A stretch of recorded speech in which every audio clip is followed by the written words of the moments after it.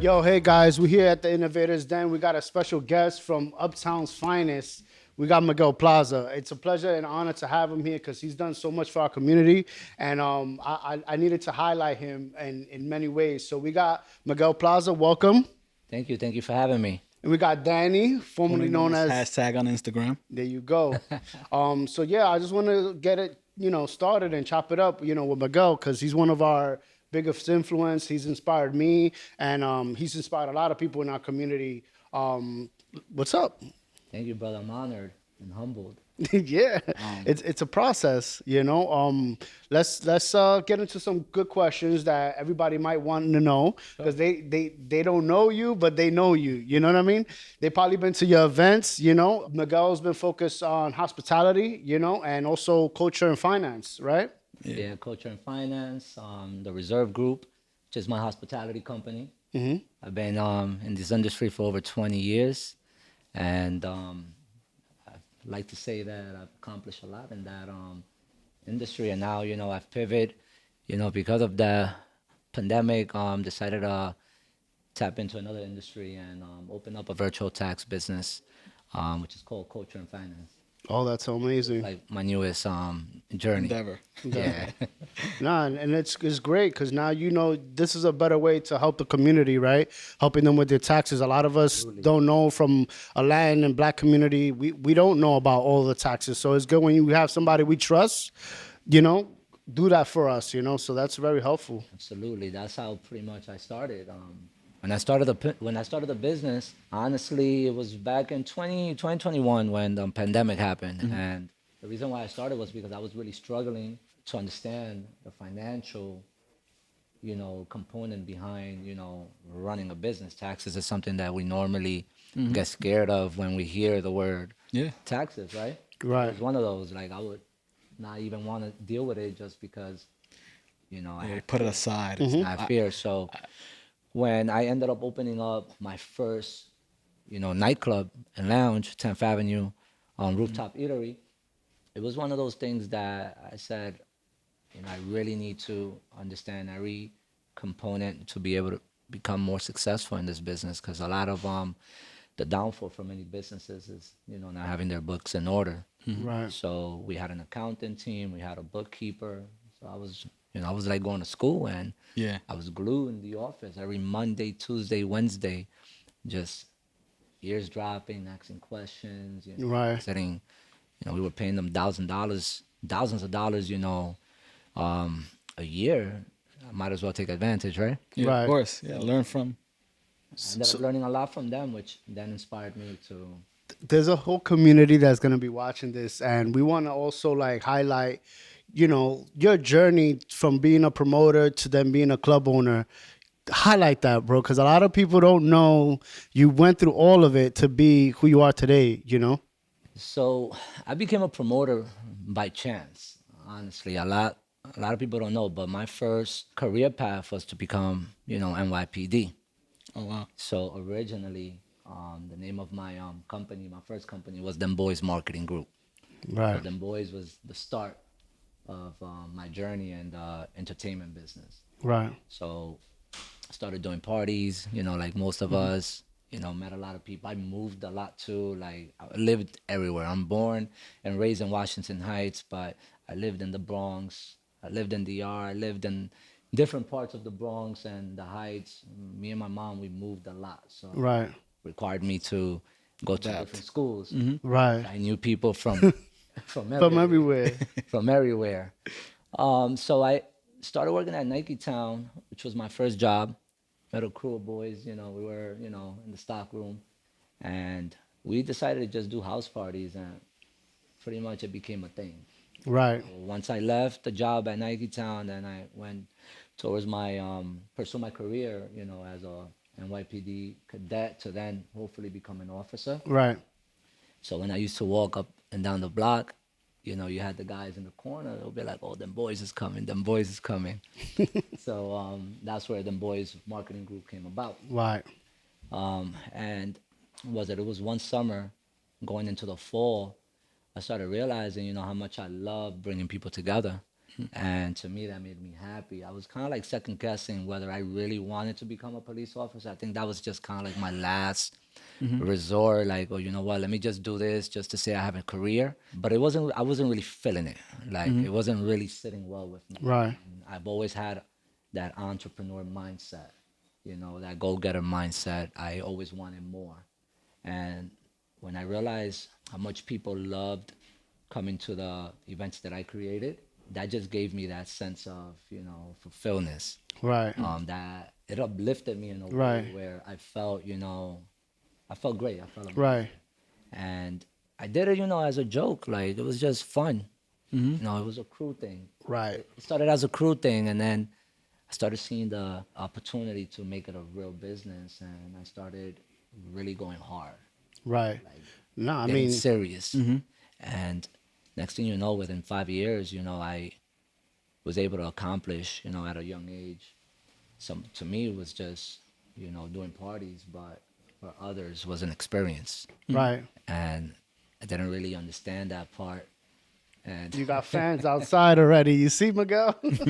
You got fans looking from outside. so, you know, to me it was just, you know, it was a hobby, but it became, you know, more of a business, and I was really passionate about it, so I wanted to learn more.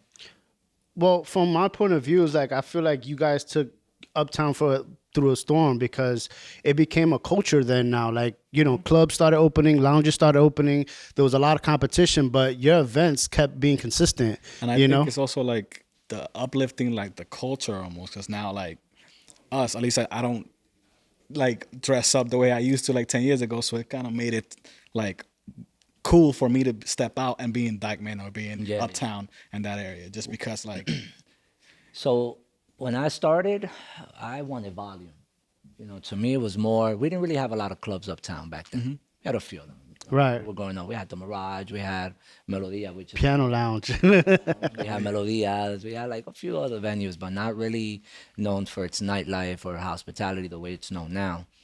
But I was lucky enough to go into build myself at a time where the community was growing. So the people that didn't know about Uptown with the events that I created knew about Uptown. Right. So I used to focus on volumes, bringing in 1,000+ people, and I started realizing that, yes, that's amazing, that's great, but then that's when I started transitioning after a couple of years, started realizing that it's, you know, quality over quantity.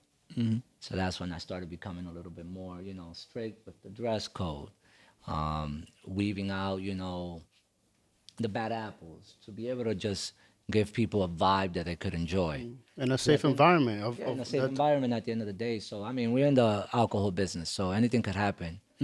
But, you know, we try to maintain such a tight ship where everyone knows each other, and those that don't know each other, they feel the love and they feel the energy when they walk in the room. yes. And just the point of like executing, like, okay, we have this location. This is my team of promoters, and you know the girls who are helping, you know, bottle girls, or you know the team that create this environment, and then mapping out all those little positions and then bringing in the people. It's like success at the end of the night because you saw it from we have an empty space and we got to fill in the room, and we need all these compartments to make it happen. And for Working you to yeah. lead, right? That means you led a good team. You know what I mean? And that's what the community needed Uptown and everywhere. You know what I mean? To have a leader that's gonna put the team in place and create that environment so people can have fun, celebrate their birthdays, their baby showers, etc. You know, whatever the event is. And ultimately, it's not even fun when you do it alone. So team is important. Always. You know, I can't, my accomplishment came from having a good team behind me. Right. Whether it was the first team that I started with or the team that I have now. So, you know, every so often, you know, I've been able to, you know, I've been blessed to, you know, have great people come into my life that believe in the vision that I have and believe in what I do in the hospitality business and want to be a part of the journey, which is the most important thing, is to have someone that wants to build with you. Yeah. Or like they say, instead of riding the wave. You know, my team really, you know, believe in what we do, and they embody everything that I embody, from making people feel safe, from the quality of people that are coming into our events, from, you know, music vibe, energy, everything. You know, it's like we're aligned. Right. Took many years for us to get there, but Right. you know, And you have done a great job, you know. One of the questions I wanted to ask, like, you created, like, when you opened that club, I wanted to ask you what inspired it, but you brought the Meatpacking District Soho vibe uptown, and that made it like so cool that people who was hanging downtown wanted to come uptown to hang out. And what inspired you to open that location? You know? so at a certain time in my life, after being in the hospitality industry for so long, for 10 years plus, at that time, I wanted to travel more. I wanted to experience other culture or, you know, try other foods and not just stay uptown. Because, you know, I love our hood. I love where we come from. But in order for us to grow, we have to visit. In order for us to get inspired, we have to visit Areas. other areas Expand to, you know, knowledge. to let your creative juices flow, right? So for me, the meat packing was just like la creme de la creme. So if you go to the meat packing, it's like you're the shit, you know. You Yeah. got the money, you feel great, you dress up, you rub shoulders with the right people. The Tao Group was one of my biggest inspiration. Yeah. I read their case studies from Harvard like at least once a year. Wow. Share it with my team because that's what really motivated me to want to create that uptown. And I feel like we do deserve to have, you know, a hospitality company just like the Tao Group in our own Community. community because we do have the resources, we do have some fine dining locations, we do have venues that are like immaculate now Yeah, they're from exquisite, before to actually. now. Yeah, like, Yeah. right now it's like the elevation in our community has, you know, risen so high. You know, now you see like all these beautiful buildings being built. It's like, you know, we're blessed to come from uptown, right? Right. So the Tile Group was definitely one of the hospitality groups that Inspired. inspired me to want to create an establishment from, you know, the architecture, you know, Yeah. drawings to, you know, the lighting, which my friend was one of my lighting engineer. He was the one that created the lighting system there, which is Experience. crazy. And he was like one of my first DJs. Wow. His name is Tito Rock, which is now known as Tirso Lighting. So he opened up a lighting company, and right now he's one of the best in the states. I would That's say awesome. nationally right now. He's done some amazing work. So the fact that I was able to have my friend go ahead and also design my lighting system inside my venue, that to me was Yeah, like we working together. like you we know? working together, you know. So it's a lot of traveling, a lot of, you know, experiencing other, you know, cultures. Right. But that was a staple center uptown at the end of the day, you know, like that was the place that brought a lot of people up to the uptown and the marina too, you know. So I feel like you guys created that environment that people can enjoy themselves, you know, and taste different foods from different countries and cuisines, etc. You know. I've been blessed to work with individuals like Mateo who, Right. you know, had the vision to bring such, you know, a great, you know, opportunity uptown. I mean, Right. working at La Marina was really what allowed me to take things to the next level because I had someone like Mateo who believed in how I worked. I Right. was working with him in Harlem when he had Tale and Phuket, which I did amazing things there too with the team. And, you know, carry that over to the summer season at La Marina. And I was able to bring artists like Fab, French, you know, that's one of the things that I've always kind of like take pride in, but never really spoke on. Right. You know, when I had French come in, I had to get this guy a yacht because he wanted to go pick up Chloe over there in the Hamptons when he was with her, and he was like, you know what, I definitely want to pull up to La Marina in a yacht. And then from that experience, me having to speak to this guy in Miami that was docked over there in West New York and in West New York over there in Jersey, had to beg him. I'm like, yo, listen, I owe you any favor. Can you just please get the guy the yacht? Yeah. Right. Get this guy this yacht. So the manager, I remember Gabby was like, listen, this guy is not pulling up unless he's in the yacht. So he did me the favor. He went and picked up Chloe. They came in. Then after that, you know, maybe like a month or two later, he came out with that track. Yeah.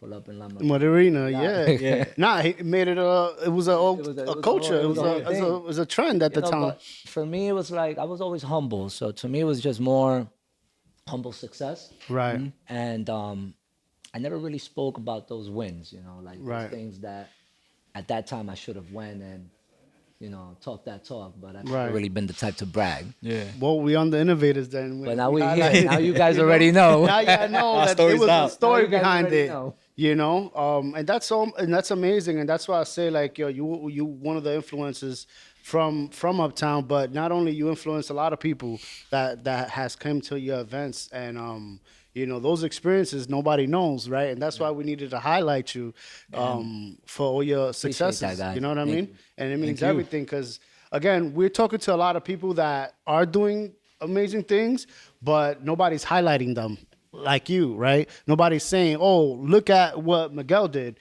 and we want to highlight those things to a certain degree and with certain people, So it's an honor to have you on and to teach us because you've been leading by example in all the right way. that we want to know is like, what like was the biggest obstacle that you ran into with like setting up the reserve group? Well, when I started the reserve group, that concept, that name was in 2019 when I opened up 10th Avenue. And I created a logo for it. I actually posted about that yesterday. I was actually thinking about pretty much how sometimes you hold on to a brand or an idea and you don't really do anything with it. It just stays there. But I always believed in it. So the reserve was supposed to be the name for a night that I wanted to create uptown at 10th Avenue. So it was more like this event is not for everyone. It's for, the celebrities, it's for the influencers, it's for the key players in the industries that want to come out and feel like themselves in one of the hottest spots uptown. Because prior to that, we did for 4 years, 5 years, I created Mansion Fridays at Cliff, New York when Cliff was open. And I did great things there with the team. Brought a lot of artists there, like Diddy. Oh my God, like you name them, we did them there. I was able to help bridge the hip hop community And the Latin with, community. with the Yeah. Latinos because, us Latinos, we love hip hop, but Yeah.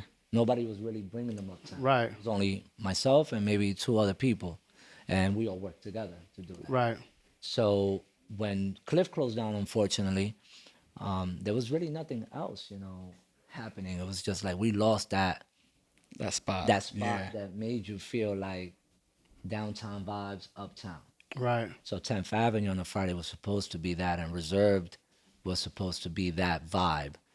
But then I love the name so much because it embodied me, who I am, Who you. as an individual.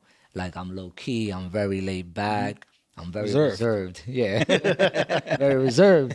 So when unfortunately COVID hit, we had to close our doors. It was a challenge.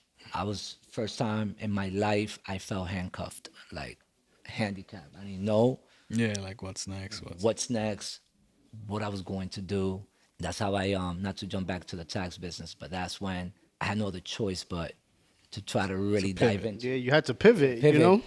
And then I took the class, paid for the course, got educated. I worked for a short period of time with a firm that, I learned from, and then it got inspired to, open up my own firm, which this year was the first year that I operated independently. Awesome. Congratulations. Proud of myself with that because, Yeah. I never in a million years thought that I was going to be preparing taxes or even in the financial side of Right. Financial literacy. literacy Almost. part, and we're just getting started right now. Right. Yeah. So it's like this is just the beginning. But when when COVID hit, everything stopped. I got discouraged. We had to give up the business. We couldn't sustain the rent. We were only open for a little bit over the year, so the help from the government wasn't really enough for us to kind of like stay open. Yeah. stay open. And then differences in partnership when we're put in situations like that, kind of like puts you in a situation where you feel discouraged and it's like you want to do something but you can't because the team is not on board. Right. So the decision we made was just to part ways, sell the business, and because we honestly didn't know what the future was looking like. Yeah. That was the worst time in my life, in my career, because I was like, damn, all that hard work that I put in. All the effort. Yeah, you feel like you need to start all over Yeah, again. to then start all over. To then start all over. So, it took me a while to get back on my feet. Honestly, fell into a dark place. But then what really kept me going was the phone calls from certain key players. Like, when is 10th Ave opening? When is 10th Ave opening? Right. When is that? I was like, at some point when the city opened up and they were open, they were like, I had to break the news. I was like, unfortunately, guys, We're not opening. we're not going to open. So, I saw the disappointment in, some of, my partners now in the reserve group. Like, I have two partners now, which one of them, I did my first interview inside the venue. His name is Princey. And the other one was Mello, who ran my Saturday brunches. So I was able to see something special in them that kept me going. Right. So then I said, you know what, guys, let's do this. Let's try to bring the brunches back. Let's try to take baby steps and do an event. I had an opportunity to create an event which you guys actually helped me out with last year for the yacht. So we did Right, a summer so yacht party. Yeah, so we did a summer yacht series. So the first event coming back from the pandemic was on that yacht. Wow. And it was my first event back. That was the Colombians, right? The Colombians. The first one we did was in 2021, and that was for the Dominican Independence Day weekend. I remember. Right. And we sold it out. I was very discouraged. I was like, yo, do I still got the juice? Right. I was like, I still got it. But I was blessed to, again, work with an amazing team that helped me put everything together. Everybody was motivated, but they were more motivated because they were doing it with me. And it didn't really matter whether it was 10th Avenue or whatever other venue I was utilizing. It was the fact that we were creating something together. Yeah. So then even after the second event that we did, and that was in HK Hall, we did a Halloween event, which now we have a contract where we're going to be doing these Halloween events every year. Yeah, I was gonna speak to you about the Halloween. Yeah, it was going to be every year. So that was kind of like one of my biggest accomplishments coming back into the industry. And that's when we brought in close to, not even close. We did over 3,000 people in that space. Wow. Yeah, we did 3,000. We took over the whole entire building and we produced what I would say has been one of the biggest experiences that I've done collectively. Forget about La Marina. Like, La Marina, I love La Marina because we dealt with talent, with artists, and it was just a whole vibe. But on the production level, Yeah, it's an experience. Like this was what I really enjoy doing. So then that's when, the guys decided, like, hey, listen, again, same conversation when I started them boys, like, what are we going to call ourselves? So then I was like, you know what? I feel like we all have something very similar. We reserved. We're reserved. So came out with the Reserve Hospitality Group. Right now we're working with different venues, different projects. Can you speak on those venues? Which Yeah. Right now we have a partnership with Playoffs, and those that don't know about Playoffs, they're run by the Republica Group. So Republica on Dykeman, rooftop, the Republica rooftop on Dykeman. Those operators are also the same owners of Playoffs. And now they're the same owners of Agenda in Queens. Wow. So what I'm doing right now is that I'm keeping, the relationship tight. And you're expanding. And I'm expanding as well too. So we're doing it together. So when Natasha gave me a call and she was like, hey, Miguel, listen, I got this opportunity. I didn't really want to do the nightlife. Like, I didn't want to step back in. Like, I felt a little weird. Like, it was just like coming back. still sour about Yeah, still sour about the situation. Her, confused, and I didn't want to repeat the same cycle. Brunches to me was something that it was during the day. It brought me light, sun, happiness, and I connected with people in different different ways. So when I got brought in, it was for brunch, but then she kind of like pushed me into the nightlife. And I got you. the guys wanted the nightlife. They all wanted the nightlife. So It was a scheme. Yeah, They planned it all along. Yeah, they set me up. So it was like, you know what, let's do that. Let's do the Saturday night. And honestly, coming back to the game, it's like me becoming a student right now all over again. Because these last 2 years, a lot of things change. Even the people that are going out. Right. Us, we go travel, we go visit, here and there, but we're not in the nightclub popping bottles like we used to before. Right. So I enjoy the process of kind of like, adapting to the new generation and different ways of marketing, Right. which I think is really, one of the most important aspect in this in becoming a promoter right now is being Right. able to, keep up with the trends. Right. So the fact that, I'm able to have, a team of young innovators, creators, and, people like Bethany that you guys met before who pretty much runs my whole entire operation from the back end and allows me to focus more on other areas and other businesses, to me, that's a blessing. You're as strong as your team. Yeah. You know. Yeah, you wanna shout them And I out? learned that from, running my own business at 10th Avenue. So they say that sometimes losses is really not a loss. Yeah. You It's a get to lesson. take as a lesson. And your And best teacher is your last mistake. yep. So I was able to take a lot of that a those lot. things that challenged me in that business and apply it now to the Reserve Hospitality Group. And, we still learning, we still creating, we still putting together, a lot of stuff happening next year. So shout out to the team, Bethany, Six, Princey Mello, Luis Dominguez, Eric Estrada, like these guys, they really, and if I missed anybody, like anybody, even our collaborative partners, Right.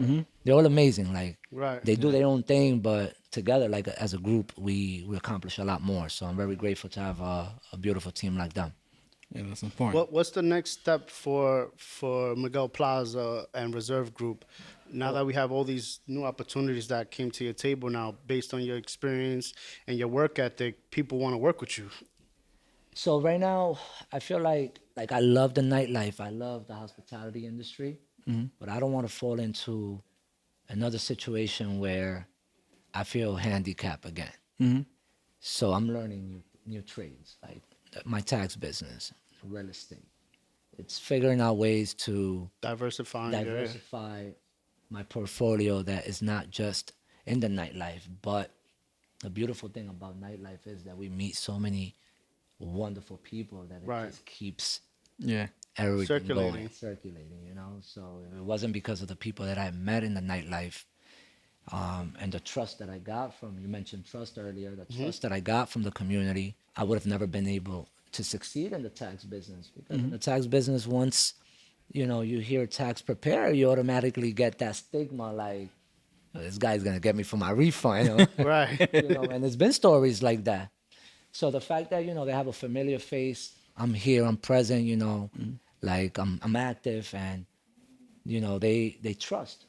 That's important to me because I'm able to grow not only myself, but I'm able to grow with them because now I'm giving them advice. I'm like, damn, Ivan, you're doing your thing right now. Like, have you thought about, Yeah. doing this or doing that? So it's like the conversation changes because you see things from a different scope. Right. Totally. What about like what would you tell someone that's starting out, like an 18-year-old that's looking to get into the hospitality industry or even the tax business for that matter? I always say this. I like to always look at myself when I was 18. And sometimes we look back and say, I wish I would have done this better. And one of the things that I wish I would have done things better was one, listen to my mom. 'Cause I was a knucklehead. I think we all Yeah. feel that way. Knucklehead, but we didn't turn out to be so bad, right? Yeah. Especially growing up in a Dominican home. They tough. But I'll say stay consistent. Never stop learning, and discipline is key. Consistency is key. Like, do things that it's gonna set you up to win. Whether it is waking up early in the morning. Right now, it's one of the things that I do is I need structure in my life because obviously when you're an entrepreneur sometimes Yeah. Yeah. looks You're working pretty- 24/7. working you know? 24/7 is not as pretty as it looks. You're Yeah. Right. all over the place. But Yeah, we're on calls like I Yeah. speak to him like every day. yeah, so it's like just stay consistent. Do good business, stay ethical. And doors will open. And if you believe in something, just nurture it. Nurture it. Like work hard towards it, and just don't stop. Eventually, everything is gonna Pan out. plan out. My goals were, when I was coming up as a promoter, my goal was to work with Cyan Lennox. Like I was saving up all the coins, to invest and bring in Cyan Lennox Uptown. And to me, that was just something big. I was big into reggaeton in that era, right? So I just kept working. Didn't plan out. you know. But then I got called to work with individuals like CIM Production who believed in my work and saw what I did, and I always looked up to them in the Yeah, as a entertainment business, in promoter. the promoting world, because they were like the GOAT Yeah, in that era, you know. yeah, And they still are. right. They still have the biggest events. Still do their thing. You know, now they own Salsa con Fuego and they do a Right. bunch of other, you know, restaurants and stuff like that, which is amazing. But I was able to work with them, and then and Luna at Luna Lounge. Remember Luna? Yeah, Luna Lounge. You know, and I was able to bring them 3-4 times, and then I was like, what next? What's next? Yeah. You know, so then my goal was to, you know, at one point have a dream to open up my own nightclub. Yeah, and you did. Lounge. And, you know, it didn't happen until maybe 15 years later, but it happened. But it happened. And, you know, I never stopped working. And through that journey, you know, I opened up all the doors. I was able to become, you know, the ambassador for Moet Hennessy, which is $1 billion company. And Right. through there, I learned more about the spirit, you know, the spirit Spirit world, drinks, and yeah. saw things with a different point of view. And I was like, you know what? I think I'm ready to take that step to make an investment and open up something that's mine. Yeah. Right. But the opportunity was given, and I was ready to take advantage of that opportunity when it came. Wow. So What would you say is like the biggest change though from like when you started to like now in the industry? my goals, my mindset, what I believe in. I feel like we all grow into different versions of ourselves. We never stay on the same level, you know. So who I was last year is definitely someone different than I am today. I mean, I still carry the same. You're not who you were yesterday. You know. So how I view things is definitely different, and it allowed me to like feel content with myself. Now, you know, a couple of years ago, I lacked confidence. You know, we sometimes, you know, do a good job. Nobody's gonna believe that. You know, everybody's gonna say, Miguel, like he got it. You know. I was scared to take risk and scared to, you know, jump into big projects. Because we all get comfortable at some because point. we were comfortable. Right. So a lot of those, you know, setbacks that I had now took that fear away. I'm like, what else can I lose? Yeah. Right. Lost everything. Seen it all. Yeah, this- yeah, like Right. I've lost everything. So it's like now I'm back, you know? So, Better than ever. yep. You know. So right now, if you guys want to find more information on Miguel Plaza, I could go to reservegroup.com. You go to thereservegroup.com. You can follow my personal page, which is Miguel Plaza 24 on Instagram, or the Reserve Group on Instagram as well. Right. Also And culture if and you need any finance. tax advice, any tax business, you can follow culture and finance. Right. And also, if you got any of the hottest events, this is the guy to go look for the hottest events coming out of Uptown and New York City, you know. The yacht party in the summer, which summer's We're coming. here every week. We got things coming every month for the summertime. Yacht parties. We're planning Halloween already. Doing a big old white party. We got the brunches coming. So anything having to do with, you know, an experience, you know, we're getting ready to take over 2023. All right. Well, there you go, guys. It's a wrap. We got the Innovators Den. We got Steve-O Business. Formerly known as hashtag and We the got- Innovators Den. And we got Miguel Plaza here holding us down. Thank you for having me. Thank you. Peace. Peace.